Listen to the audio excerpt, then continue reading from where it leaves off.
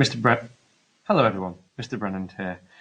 Today I'll be going through the AQA Level 2 Further Maths GCSE Predictive Paper 2, which is the calculator one.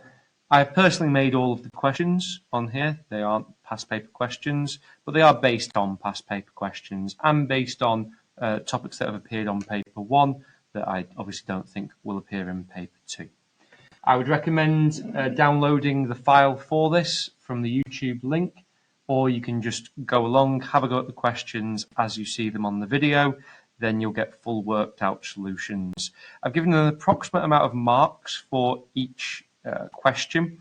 It's going to be out of 79 in total. I did just miss 1 mark off. It should be out of 80, but it's going to give you a very rough guideline, a very good guideline of what is going to come up on the next paper. So let's get started. Question 1 states 2/3 of m is equivalent to 80% of m subtract 2. Work out the value of m. Pause and have a go if you want to. Okay, this would roughly be 3 marks, and this is a consistent type of question that they usually like to ask at the start of these exams. Firstly, you'd write down that 2/3 times m is equal to 0.8 lots of m subtract 2. This is the decimal equivalent of 80%. Then we're going to expand this bracket out and write this as just 2/3 of m. And we get 0.8m subtract 1.6. Then I would rather not have this fraction here. Now, you could just add 1.6 to each side, but I'm going to multiply the entire equation by 3 to eliminate this denominator here. If I multiply the entire equation by 3, I get 2m is equal to 2.4m subtract 4.8. Then I'm going to add 4.8 to each side in preparation for taking away 2m from each side. So add 4.8 to each side, that should be an 8 there, and then subtract 2n from each side. And we end up with 4.8 equals 0.4m. Divide everything by 0.4 and you'll get m is equal to 12. And we're done with the first question. Question 2 reads, solve the following equation. X to the power of 3/2 is equal to 3 3/8. A couple of different steps you could do with this one to get started. It is worth 2 marks. You're going to have to do the inverse of this power of 3/2. So what I've taught my class to do is raise each side to the power of the reciprocal. Raise each side to the power of 2/3. Here we'll multiply the powers, and 3/2 multiplied by 2/3 is 6/6, which is just 1 whole. So this will actually leave us with x to the power of 1. I need to raise the other side to the power of 2/3. This is a calculator paper, so you can just type that into your calculator. But if you wanted to, you could change it into an improper fraction first, and then it's clear to see how doing that to the power of 2/3 is going to lead to the final answer, 9/4. You can also obviously give your answer as a decimal as well.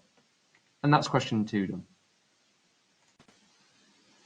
Question 3 reads, find all solutions to the equation cos of theta equals negative 0.73 for values of the angle in between 0 and 360. So all solutions is a word that indicates that you're going to have more than one solution. And this should also be an indication of the bound. There is technically an infinite amount of solutions to this equation. Our principal solution, or just our first solution, comes very obviously from the calculator. If the inverse cosine of negative 0.73, we're going to get 136 point something. Now, to get your repeated solution of theta, you could just add 360 infinitely, but that would go outside of our bounds. You should know the rule that cos of any angle is also equal to the cosine of 360. Subtract that angle. So we're going to take that angle away from 360, and that should give us 223.1. And we need both solutions. And we're done with question 3. Question 4 reads, below is a plot of the function f of x in the domain negative 4, x is in between negative 4 and 4. There is a small typo with this. We really should put a less than or equals to, and I'll come on to why later. Okay, so we've got three parts of the graph, otherwise known as a piecewise graph. We have a horizontal line here, what appears to be a quadratic here, and just a linear graph here.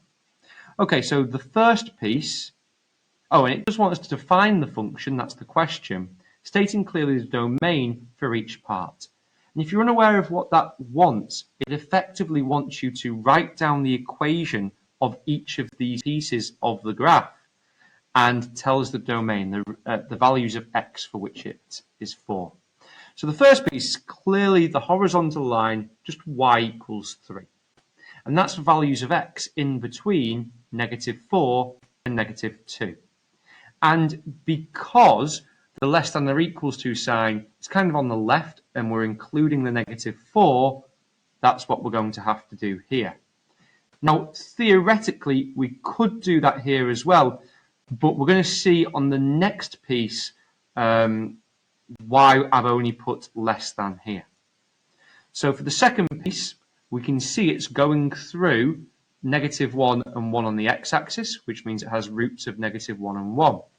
So the equation of the line curve can be written as y is equal to x take 1 times x plus 1. There could potentially be a constant in front of this, especially in further maths. However, if we expand the bracket out, we get y equals x squared take 1. You can clearly see that it is going through the y-axis at -1, and the expanded version of this quadratic, the constant part, will be where it goes through the y-axis. So actually, we do not need to multiply the entire equation by something. The domain for this is in between -2 and 1. And here we did not include the -2, so we have to include it here. And in general, as long as you keep your less than or equal to sign, depending on how you read it, on one side, it should all remain consistent and you'll be fine. Okay, and for the third piece, we should be able to see that the gradient is 2/3, and it's of the form y equals mx plus c. And you can see it's got a gradient of 2/3 because from here to here, we should do crosses. I'm going across by 3, so my horizontal distance is 3, going up by 2, so dy over dx, 2 over 3, gives me my gradient. So y is equal to 2/3 of x. We do not know the constant or where it passes through the y-axis, but we do know a point that it goes through. We could have used 4, 2, or we could have used 1, 0. 1, 0 seems simplest to me, so I've used that. So substitute in y is 0 and x is 1. We get 2/3 here, and if we subtract that from both sides, we get c is equal to -2/3. Therefore, y is equal to 2/3 of x take 2/3, and our domain was in between 1 and 4. And those three should be written here. And usually if they give you a question like that, they will give you a space to fill in for the function. And we're done with that question. Question 5 reads, make y the subject of the following formula. W equals 5 divided by y cubed, subtract 7c. There are two ways to do this. I'm going to go with the version that I believe most students will attempt, but then I will go over an alternative method afterwards. So I would normally eliminate those denominators, and to do that, we're going to multiply by it. So good to rewrite out the formula first. We're going to multiply all terms by y cubed. That's going to give us wy cubed equals 5, the denominator has been eliminated, subtract 7c y cubed. If you add 7c y cubed to each side, you'll get y cubed add 7c y cubed is equal to 5. Then we'll want to factorize. So if we factorize a y cubed out of everything, this means that we're going to be able to divide by what's in the bracket afterwards. It's going to give us w cubed multiplied by w add 7c equals 5. Divide by the bracket w add 7c. We're going to get y cubed equals 5 all over w add 7c. And then I need to cube root at the end, which should give me my final rearrangement of y is equal to the cube root, I've missed the cube root sign out there, the cube root of 5 over w add 7c. And we're done with that question.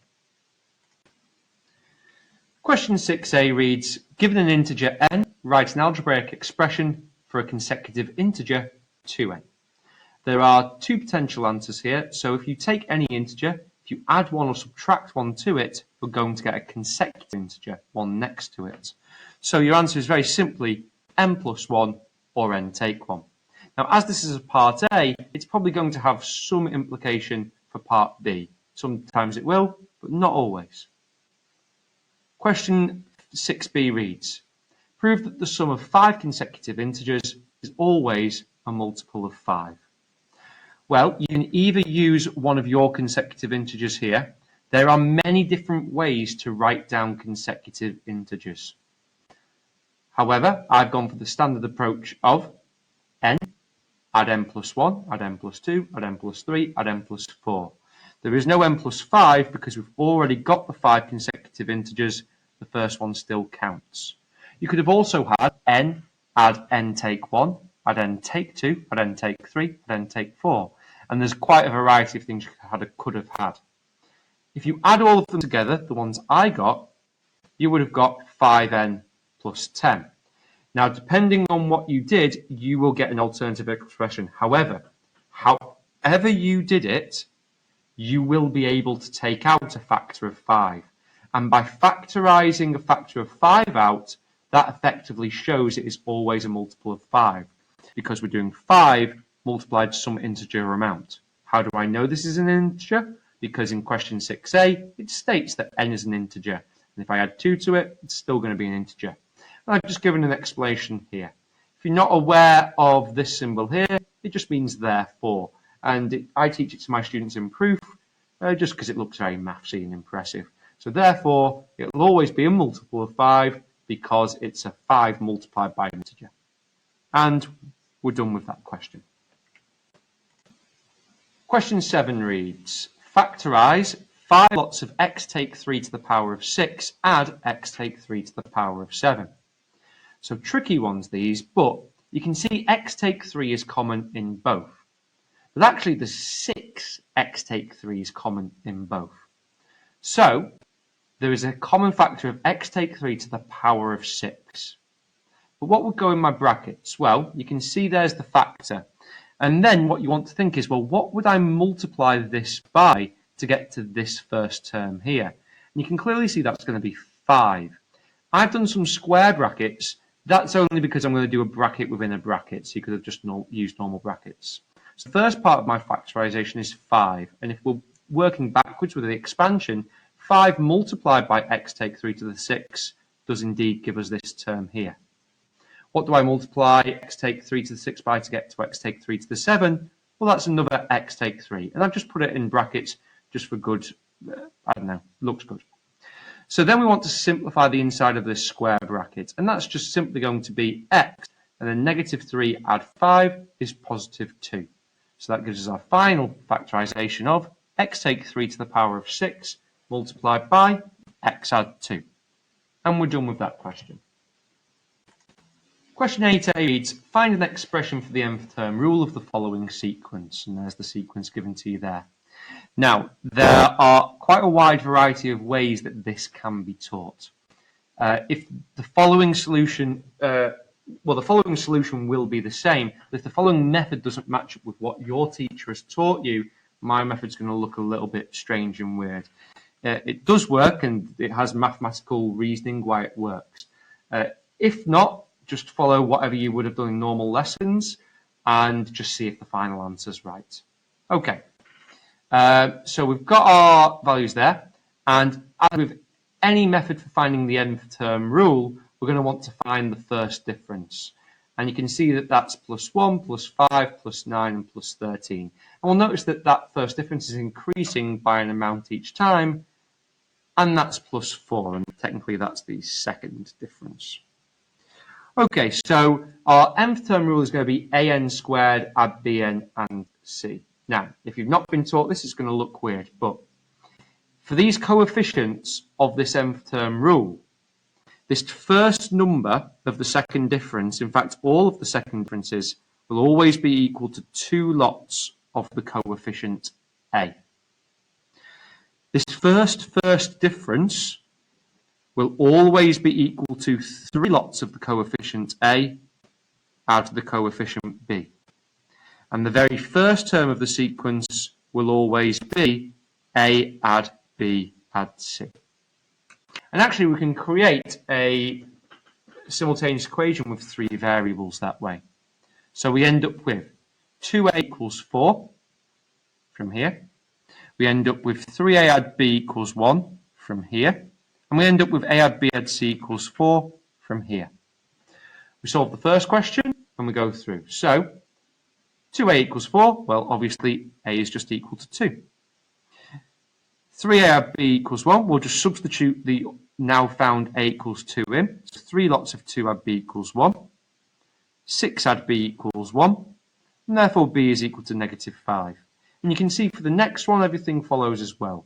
We're going to substitute A and B into this one. A is 2, B is negative 5.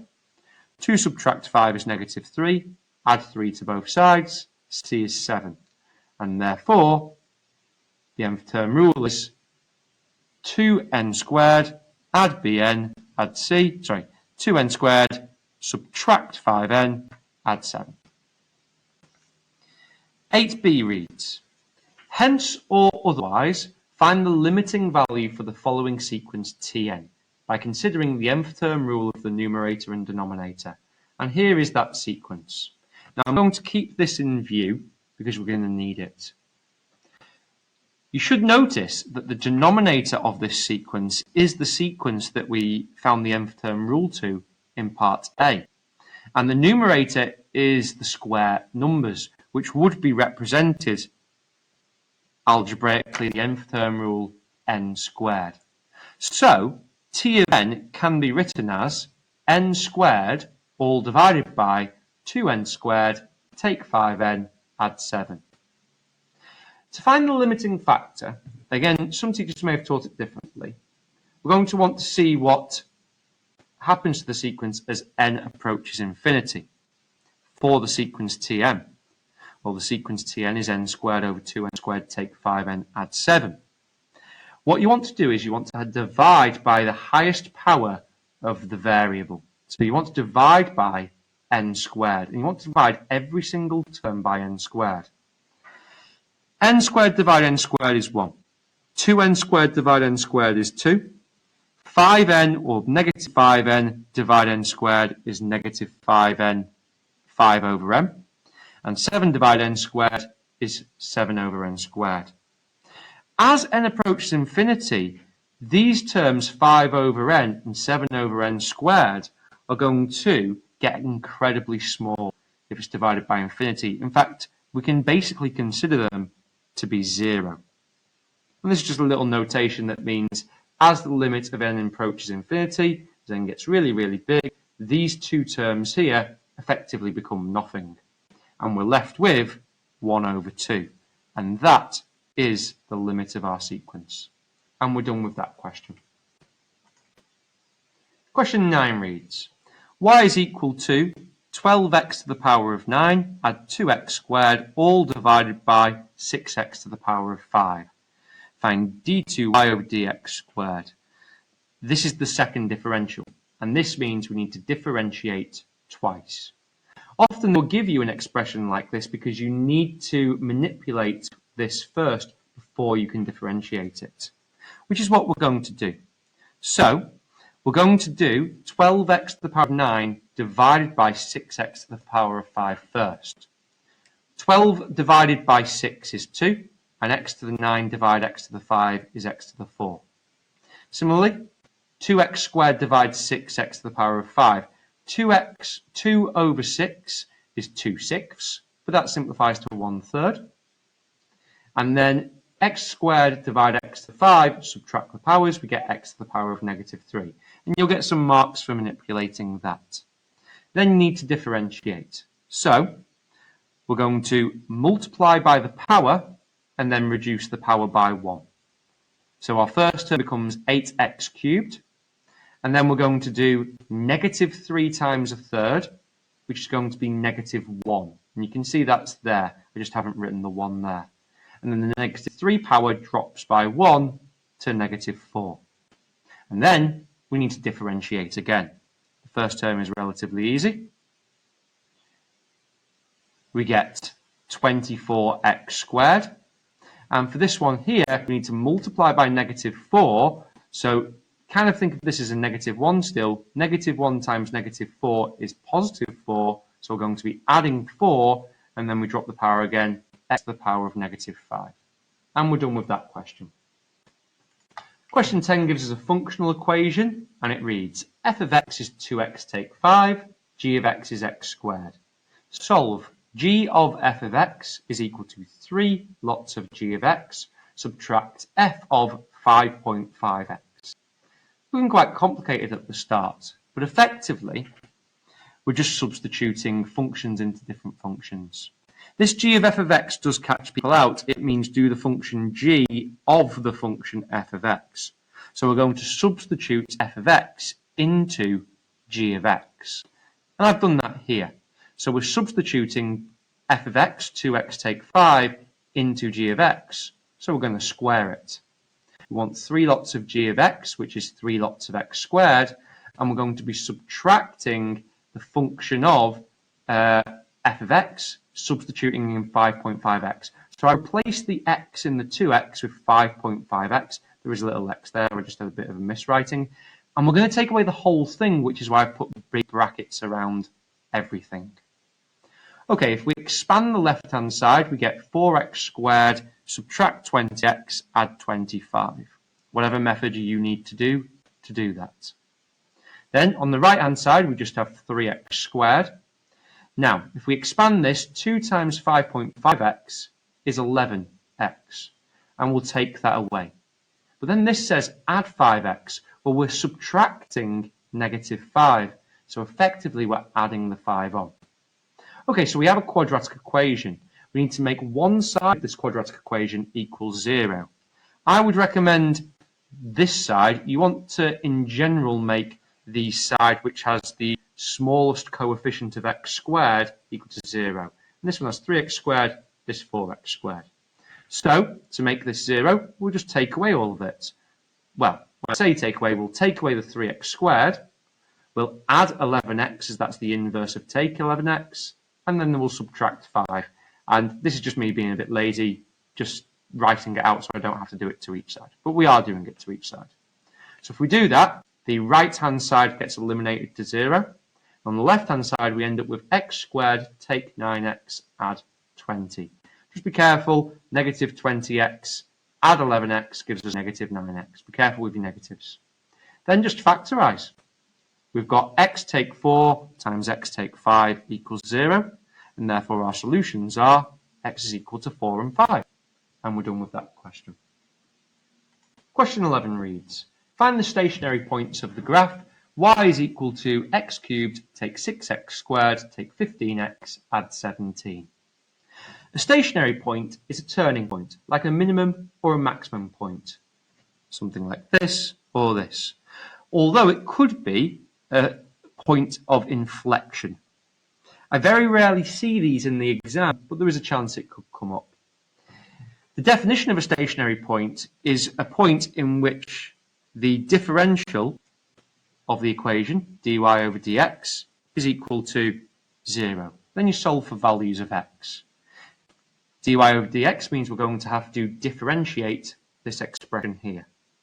So, by differentiating, you should get 3x squared, take 12x, take 15. The 17 at the end is a constant, and that just disappears. We want to make all of this equal to 0. And I've also in turn noticed that there's a common factor of 3 out of all of the coefficients, so I've taken out a factor of 3. 3 lots of x squared, take 4x, take 5. You can now divide both sides by 3 because it is an equation. You can only do that because it is equal to 0. And 0 divided by 3 is obviously 0. So I'm just going to kind of cross that out. Okay, we can factorise that quadratic. That gives us x take 5 and x add 1 equals 0. And solving gives us x is equal to 5 and x is equal to negative 1.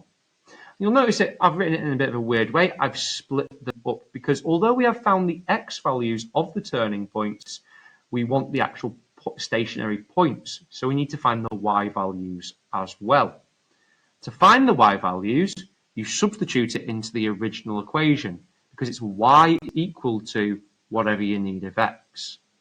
So substitute them in.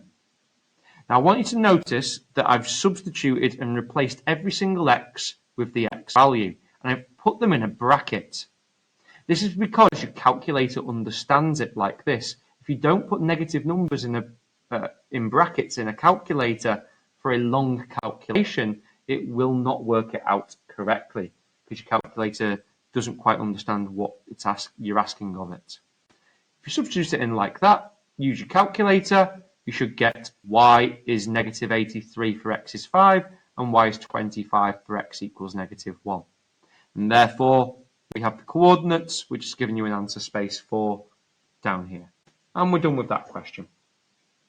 12 reads, below is the cuboid A, B, C, D, E, F, G, H.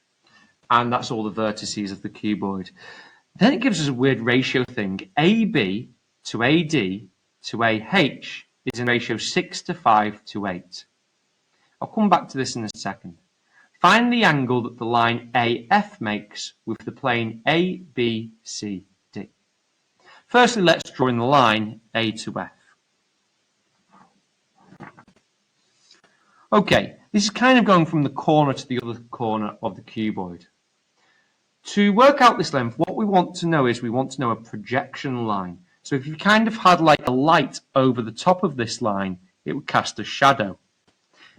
And that shadow would be the line AC. That is directly underneath the line A to F. Now, of course, it's hard to visualize in 2 dimensions on paper. Hopefully, you'll remember that being taught to you. And that will actually give us 2 right-angled triangles. One here. Any flat surface and any line coming directly out of it will always form a right angle. And because it's a cuboid, this is a rectangle. So not easy to see, but that is a rectangle as well. Okay, coming on to this ratio thing. When I made this question, I kind of tried to overcomplicate it a little bit because sometimes I like to put weird stuff like this in. I've told my students that any ratio can be written in the form 6x to 5x to 8x, where x is a constant that needs to be found out later. Now, it turns out as we go on with the question, this is going to make it seem really complicated, but it's going to cancel out really nicely at the end. Okay, so AB is the length 6x. Remember, we don't know what x is yet. A to D is 5x, and A to H is 8x. And remember, it's a cuboid, so all the opposite sides are still the same. That's 6x, that's 5x, and so on. And we'll deal with our first right-angled triangle here. I could have done ADC or ABC. I've gone with ABC. I suppose I should have gone with ADC, but I just did it that way. So yeah, this side is also 5x. And what we want to work out is the length of A to C. And we use Pythagoras for that. A squared add B squared equals C squared. So there's my right-angled triangle. And the view of this is still there. So there's my right angle, 5x, 6x, and we want to find out A to C. AC squared is equal to 5x squared add 6x squared, square everything, so 25x squared, 36x squared. Altogether, this gives us 61 lots of x squared. And then we're going to square root right at the end. And that x is really just making it more complicated, but I kind of want you to imagine the x wasn't there. You'd still get the square root of 61 if this length was 5 and this length was 6. Okay, now you can actually take out that x squared because the square root of x squared is x. So it really is just AC is equal to x multiplied by the square root of 61. This will really nicely cancel in a second. Then we've got our other right-angled triangle, FCA. We know the length A to C is x root 61. And we know that the length F to C is 8x. And here would be a right angled triangle. And if the diagram gets too complicated, I would always recommend doing a side diagram with right angled triangles in. We want to find the angle that the line AF makes with the plane ABCD, which is the flat plane here. And that's going to be that angle there, which I'll mark with theta. And that would be that angle there on my diagram, FCA. So we're going to use trigonometry. We've got an opposite side and an adjacent side, so tan of the angle is going to be equal to the opposite divided by the adjacent. Bringing that down here, we get tan of theta, and the opposite side is 8x, the adjacent side is x over root 61. And you can see that's just gone out of shot here. And it turns out those x's actually cancel each other because x divided by x is 1. Anything divided by itself, it's 1. So mathematically, I would say they just cancel out. We end up with 8 over root 61, and we just want to do the inverse tangent of those. So we do inverse tan of 8 over root 61, and that gives us this angle here. And rounding to one decimal place, we get 45.7 degrees, and we're done with that question. Okay, question 13 reads, find the rate of change of y as x varies of y is equal to x cubed, all divided by 2, add 6 lots of the cube root of x. Evaluate the rate of change when x is negative 8. The rate of change of y as x varies is just dy over dx, which again means differentiation. Before we can differentiate, we really should write this in a nicer form. So, I've written y is equal to a half of x cubed, so dividing by 2 is equivalent to finding a half. And then the cube root of x is equivalent to x to the power of a third. And you need to write it like this to be able to differentiate it. Okay, so let's differentiate. Multiply by the power, so 3 times a half, then drop the power by 1. That's going to give us 3 halves of x squared. Well, you could write 1.5 here. Then 1/3 multiplied by 6 is a third of 6, which is just 2. Then we need to drop the power by 1. 1/3 subtract 1 is negative 2/3. Okay, so we've done our rate of change of y as x varies, but it says evaluate it when x is negative 8. You just need to substitute x equals negative 8 into here. And it looks quite complicated, but with a calculator you can just type that in directly and you will get the rate of change at x is negative 8 is 96.5. And we're done with that question. Write 5 subtract 12x subtract 2x squared in the form a lots of ax x add b squared add c. And anytime you see anything like this, it wants you to complete the square. To complete the square, I'm going to write it in descending powers of x first. I'm going to write my x squared at the start. Makes it a bit nicer. There's a couple of different ways you could teach this, but effectively we want to pull out a factor of negative 2 for the first 2 terms. And that's going to allow us to complete the square on something much easier. So that gives us negative 2 lots of x squared add 6x, because negative 2 times 6x is negative 12x. Then I've got my add 5 at the end, don't forget that. I can complete the square of this thing in the square brackets. That is where you half the value of this coefficient of 6, and then you're going to subtract that halved value squared, which is a skill you should know. So I've still got my negative 2 on the outside of my square brackets. I end up with x add 3 squared, so I've halved the 6, and I subtract whatever this number is squared, even if it's negative. And then I've still got my add 5 on the outside. Then we're going to expand these square brackets. Negative 2 multiplied by this bracket is actually really easy. It's just negative 2 lots of that bracket. And negative 2 multiplied by negative 9 is positive 18. And then again, don't forget the plus 5. And then we just need to add 18 and 5 together to give us our final answer of negative 2 lots of x add 3 all squared add 23. And we're done with that question. Below is a hemisphere with radius r, sitting on top of a cylinder with the same radius and a height of h. I might add to this diagram at this point that that's the radius, it's the same all the way around, and the radius of the cylinder is the same, and that's the height of the cylinder.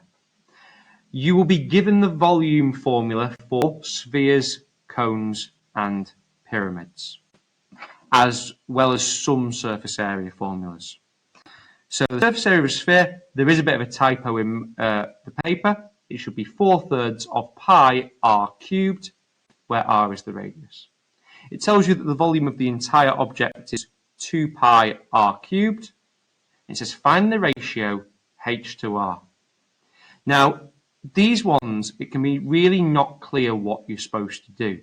But effectively, you want to create an equation with h and r. So ideally, we want to get to a point of h equals something in terms of r, or the other way round. And effectively, we need to make an equation for that. Well, we should be able to have an equation for the volume of the hemisphere, the volume of the cylinder, and we're given the volume of the entire object. So, the volume of the hemisphere is half the volume of the full sphere, and 4/3 divided by 2 is 2/3. So the volume of the hemisphere is just 2/3 pi r cubed. And the volume of the cylinder, you should know, is pi multiplied by r squared multiplied by h. You will need to remember that one. So we can create an equation as the volume of the hemisphere add the volume of the cylinder is equal to the volume of the entire object. So, pi r squared, h, add 2/3 pi r cubed is equal to 2 pi r cubed. The volume of the cylinder add the volume of the hemisphere equals the volume of the entire object. We can simplify things somewhat, so we can divide everything by pi to eliminate pi, and you can divide everything by r squared to get h, add 2/3 of r equals 2r. Notice how we've got 2/3 of r and 2r here, so I can actually subtract 2/3 of r from each side to just get h, and we'll end up with an amount of r on the other side. 2 subtract 2/3 is, you can do that in a calculator, but hopefully you'll be able to work out that that would be 1 1/3, or 4/3 of r. And you may have written 1 1/3, which is fine, but ideally it will be better as an improper fraction. Most things are. Okay, so we've got h is equal to 4/3 of r.